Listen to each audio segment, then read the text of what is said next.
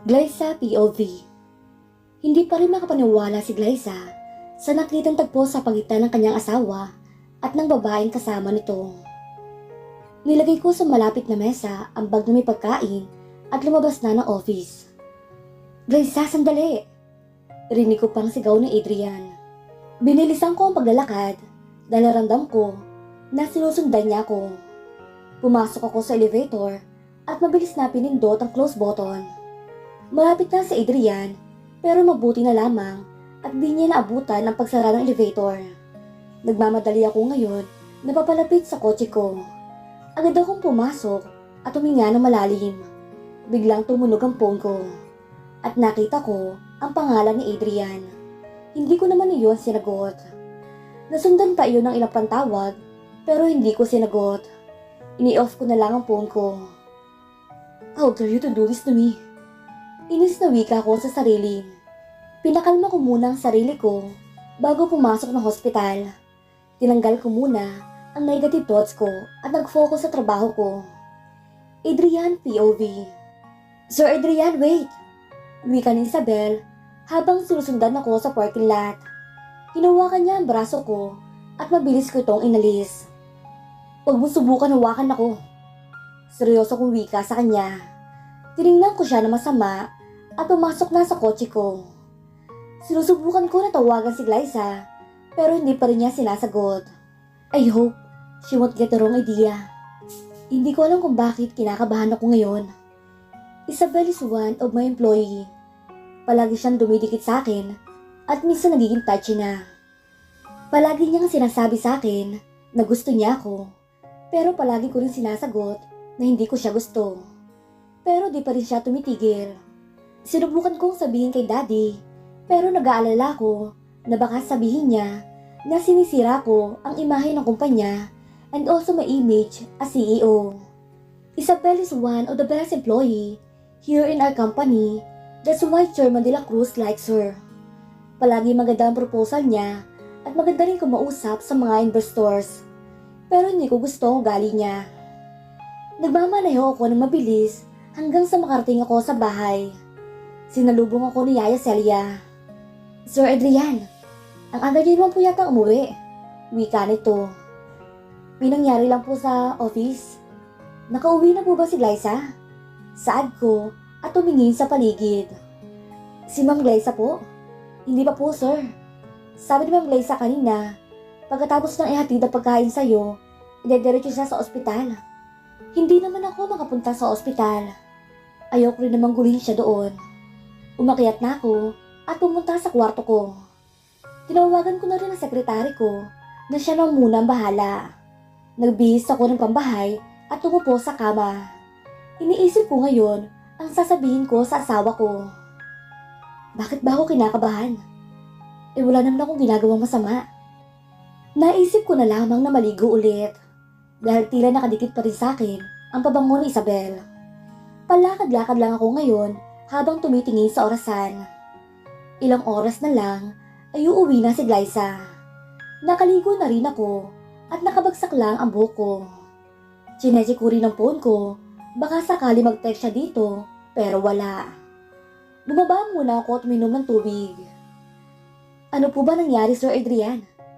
Wika ni Yaya Celia. Mukhang galit po sa akin si Glyza, Yaya. Ha? Bakit naman, sir? Hindi na nga kayo nagpapansinan, tapos mag-aaway pa kayo? Mahirap po kasi paliwanag, Yaya. Ihintayin ko na lang po siya para makapag-usap kami. Tama yan, sir. Kailangan niyo po talaga mag-usap para magkaayos kayo. Iniwan na ako ni Yaya Celia dahil maglalaba pa daw siya. Tiningnan ko ang oras sa cellphone ko habang naghihintay sa labas ng bahay. Nakasandal ako ngayon sa kotse ko at hinihintay ang pagdating ni Glyza. Alam ko kung anong oras ng uwi niya dahil sinabi sa akin ng sekretary. Ilang minuto pa ay meron ng sasakyan ang pumasok sa gate. Glyza POV. Kahit papaano, nawala sa isip ko ang nangyari kanina sa kumpanya. Marami kasi ang pasyente, kaya medyo nawala ang focus ko doon. Pero ngayon, nagdadrive na ako pa uwi at bumalik muli sa isip ko. Hindi ko rin naman siya makikita Dahil gabi na siyang umuwi at maaga pa siyang umaalis ng bahay. I will just ignore him when we see each other. Automatic yung gate namin. Pipindutin ko na lamang yung remote na nasa akin at bubukas na ito ng kusa. Pumasok na ako at agad nag-park. Pero pagkalabas ko, nakita ko agad si Adrian na nakasandal sa kotse niya. Nakapambahay na ito at bagsak ang buhok. Hindi ko mapigilan na mapatulala sa mukha niya. Ang gwapo niyang tingnan sa ayos niya ngayon. No, Glyza, huwag ka magpapadala sa nakikita mo. Aniya sa kanyang sarili. Inayos ko ang sarili ko at naglakad papasok sa bahay. Malapit na ako sa gawin ni Adrian nang bigla siya nagsalita. Mag-usap muna tayo, Glyza. Wika nito. Hindi ko siya pinansin at nilagpasan lamang siya. Glyza, please. Ramdam ko na sinusundan niya ako. Nakapasok na ako sa bahay at palapit na sa hagdanan na bigla niya hinawakan ng braso ko. Bitiwan mo ako, Adrian. Pagod ako ngayon. Walang ganang saad ko. I'm sorry, okay? Balis na po ito yung Glyza. Hindi ko na siya pinatapos magsalita at umarap sa kanya. Alam mo, Adrian, hindi lang ikaw may araw sa kasal na to. Kahit ako, ayoko rin naman. Pero wala tayong choice. Kundi sundin ng mga magulang natin para sa mga kumpanya natin. Pero hindi yun rason para mababae ka, Adrian. Kahit wala tayong pagmamahal sa isa't isa, mag-asawa pa rin tayo. Minsan nga naiisip ko, ganun mo ba ako kaayaw? To the point na ayaw mo akong pansinin o kausapin. Kahit magkasalubong tayo, ilalagpasan mo lang ako.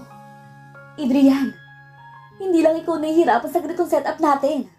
Sana isipin mo rin ako kahit minsan. O kahit ang nararamdaman ko man lang. Now, let go of me. Hindi ko alam kung saan ko nakuha ang tapang ko ngayon. Pero kahit papaano, inailabas ko sa sama ng loob ko sa binata sa loob ng 2 taon. Wala akong pakialam kung wala siyang pake. Basta aware siya kung ano nadarama ko. Hindi na nakapagsalita pa si Adrian. Unti-unti niyang binitawan ang braso ko at tumakit na ako at pumasok sa kwarto ko. Glyza POV. Nakatingin ako ngayon sa salamin habang sinusuklay ang buhok ko. Maaga ako nagising ngayon dahil bumisita si Chairman de la Cruz, ang daddy ni Adrian. Ewan ko ba, unti-unti na kaming binibisita ng mga magulang namin. Kahapon si Mami, tapos ngayon, ang daddy naman ni Adrian. Ayaw ko rin naman siyang paghintayin, kaya bumaba na ako. Nakapagtulog pa rin ako, pero naghilamos na ako at nagsuklay. Nakita ko siya na nakaupo sa sofa habang nagbabasa ng dyaryo. Good morning po, Dad. Wika ko at umalik sa PC niya. Good morning naman, Iha.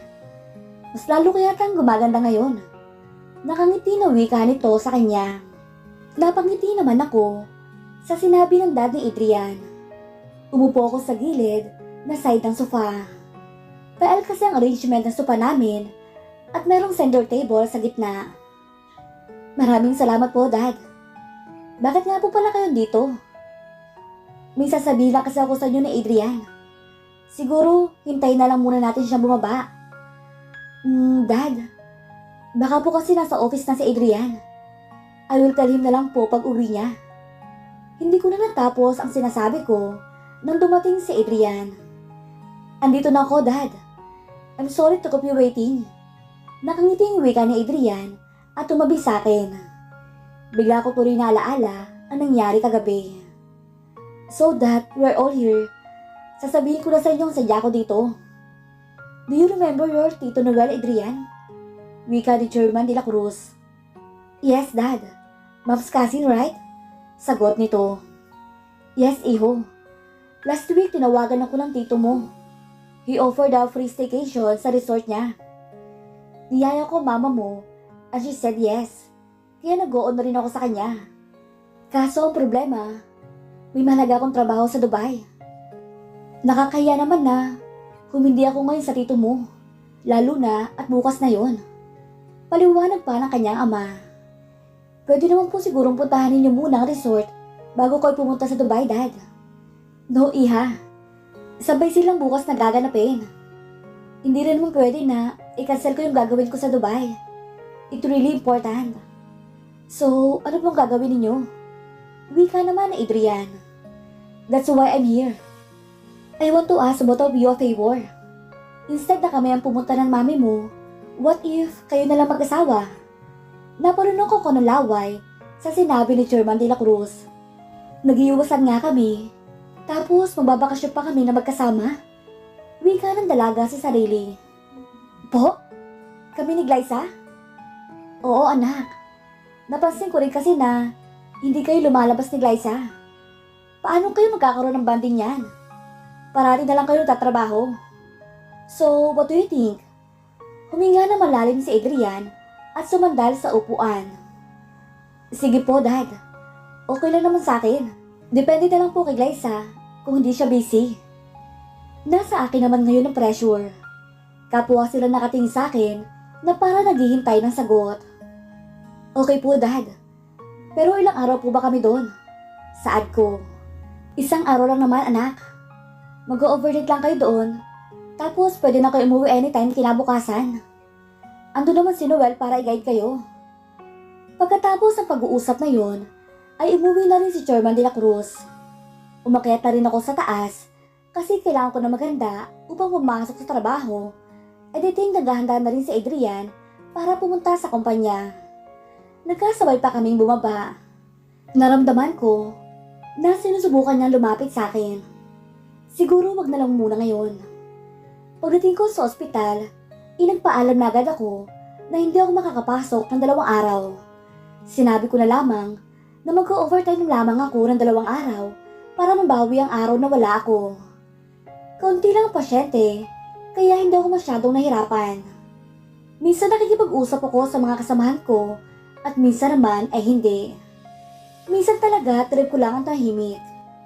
Iniisip ko rin ang pwedeng mangyari bukas. Bumuntong hininga ko at ininom ang kape na hawak ko. Adrian POV. Sir, andito na po ang mga files na pinapahanap mo. Inilapag niya sa mesa ang nagkukumpulan ng mga files. Maraming salamat, Cindy. Tinatapos ko ngayon ang mga gawain ko dito sa office. Aalis kami bukas at buong araw ding wala ako dito, kaya pinipirmahan ko na ang mga papeles. Habang gumagawa, ay naalaala ko mukha kanina ni Glyza. Mukhang ayaw pa sana niya sumama, pero napilitan siya ng dahil kay Dad. Alam ko na ang pakay ni Daddy nang pumunta siya sa bahay. Tinawagan na niya ako kagabi at sinabi ko na lamang sa kanya na siya na ang kumausap kay Glyza. Kasi kapag ako, ay siguradong hindi yun sasama. Maybe chance na rin ito para makapag-usap kami mag-asawa. I just want to talk to her at to explain, and I also want to clarify something. Sana lang makapag-cooperate si Glyza bukas. Kasal kami at habang buhay kami magkasama. Hindi naman siguro maganda na ganito na lamang kami palagi. Huminga ako ng malalim at binalik sa trabaho ang focus ko. Glyza POV. Maaga akong gumising kasi maaga pa rin kaming aalis. It's 5:30 in the morning and aalis kami ng 6:30 ng umaga. Pagbaba ko, nakita ko kagad si Adrian na nagkakape. Good morning, Ma'am Glyza. Kain na po kayo. Wika ni Yaya Celia. Okay lang po, Yaya. Hindi pa naman po ako nagugutom.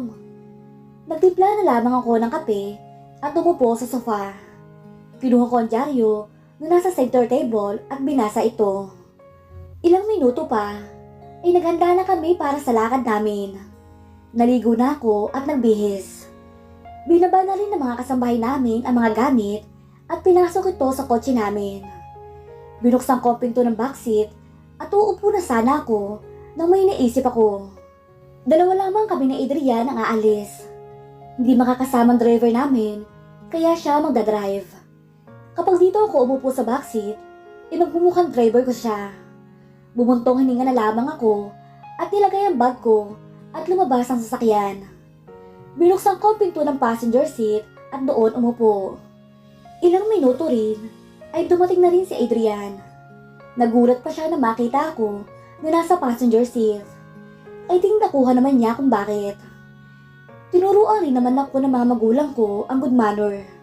Nilagay ko muna sa tabi ko ang phone ko at earphone. Hindi ko mahila seatbelt, kaya dinamitan ko na ng 2 kamay ko, pero ayaw pa rin. Kailangan mo ba ng tulong, Glyza? Hindi na, salamat. Hinila ko ulit ang seatbelt, pero ang tigas talaga. Kainis naman. Naiinis na wika ko. Sige na, let me help you. Wika ni Adrian at saka ngumiti. Lumapit siya sa akin at hinila ng dahan-dahan ng seatbelt. Nagulat ako kasi madali lang niyang nahila. Be gentle, Mrs. De La Cruz. Wika nito. Napasalamat naman ako sa kanya. Sinuot ko ang earphone at nagpatugtog ng music. Ilang minuto rin ay umalis na kami. At hindi ko namalayan na nakatulog na pala ako. Glyza, wake up. Idinilat ko mga mata ko at nakita ko sa Adrian na ginigising ako. Nasa kanya na rin ang phone at earphone ko. Asa na tayo? I asked. Tumingin ako sa paligid at mukhang nakaparking na siya. Andito na tayo sa resort. Nasa loob ng mga gamit natin. Wika nito. Lumabas na ako ng sasakyan at binalik niya na rin sa akin ang phone at earphone ko. Nilak niya ang kotse niya at sabay kami naglakad papunta sa entrance ng tutuluyan namin. Pagdating namin ay sinalubong kami ng isang lalaki mukhang nasa maedad na. Hello, Adrian. It's good to see you again. Masayang saad ang lalaki at niyakap si Adrian. Masaya din po akong makita kayo, Tito. Nakangiti namang wika ni Adrian. Kumawala sila sa pagkakayakap at napatingin sa akin ang lalaki. I guess she is your wife. Yes, Tito. She is Glyza De La Cruz. Asawa ko po. Wika ni Adrian at tinakbayan ako. Sanay na rin naman ako kapag pinapakilala ko ng mga magulang namin na asawa ko ni Adrian sa mga negosyo nila. Pero iba pa rin ang epekto sa akin kapag si Adriana ang mismo nagsasabi. Hello po, Tito. Nahihiyang saad ko. It's nice to finally meet you, Iha. Palagi kang kinikwento sa akin ng daddy ni Adrian. Ngayon alam ko na kung bakit gustong-gusto ka niya. You're so pretty, Iha. Wika nito at niyakap ako. Maraming salamat po. Bumitaw siya sa pagkakayakap sa akin at pinapasok kami sa loob. Dinala niya kami sa parang lobby. Tinawag niya ang isa sa mga staff niya at inorderan kami ng kape. Sana mag-enjoy kayo dito. Nakakatuwa talaga kayong tingnan. Wika pa ni Tito Noel. Maraming salamat, Tito. Kamusta na nga po pala si Kevin? It's been 3 years na umalis siya. Kailan po siya babalik? Ewan ko ba sa batang yun? Hindi naman siya nagsasabi sa akin. Hindi nga nagpaalam sa akin na pupunta siya ng abroad. Nagulat na lang ako na ando na siya. Hindi ka pa po nasanay sa kanya, Tito. Nakangiti naman ang wika ni Adrian. Nakikinig lang si Glyza sa usapan nila. Minsan kinakausap rin siya ni Tito at ilang minuto pa ay dumating na rin ang order namin. By the way, naayos na ng mga staff ang kwarto ninyo. Nandun na rin ang mga gamit nyo at pwede na kayong pahinga muna doon. Ito nga pala susi. Nilapag ni Tito Noel ang susi sa mesa at nakasabit doon kung anong room kami. Magkasama po kami sa isang kwarto? Saad ko. Yes, Iha. Hindi ba kayo nagtatabi sa bahay ninyo? Po? Don't worry, Iha. May 2 bed yung kinuha kong kwarto ninyo. Sinabihan kasi ako nitong si Adrian na masama daw ang pakiramdam niya. Mukhang ayaw kanyang mahawaan. Ang sweet naman itong asawa mo. Nakangiting saad pa nito sa kanya. Pumayag na rin ako kasi wala naman ako magagawa pa. Nagpaalam ako sa kanila na mauuna ko magpahinga. Inaanto kasi ako kanina habang nasa biyahe kami. Pinasamahan na lamang ako ni Tito Noel sa isang stop niya para hindi ako maligaw. Pagkapasok ko ng kwarto, inakita ko agad ang 2 kama. May maliit na table na pumapagitna. Nilagay ko ang phone ko sa maliit na table at humiga sa kama. Pero hindi mawala sa isip ko na magkakasama kami ngayon ni Adrian sa isang kwarto. Maging daan kaya ang magbabakasyon ng mag-asawa para mabago ang samahan nila? At dito na po nagtatapos ang ikalawang kabanata ng ating kwento. Please like, share, subscribe for more updates. Maraming salamat po.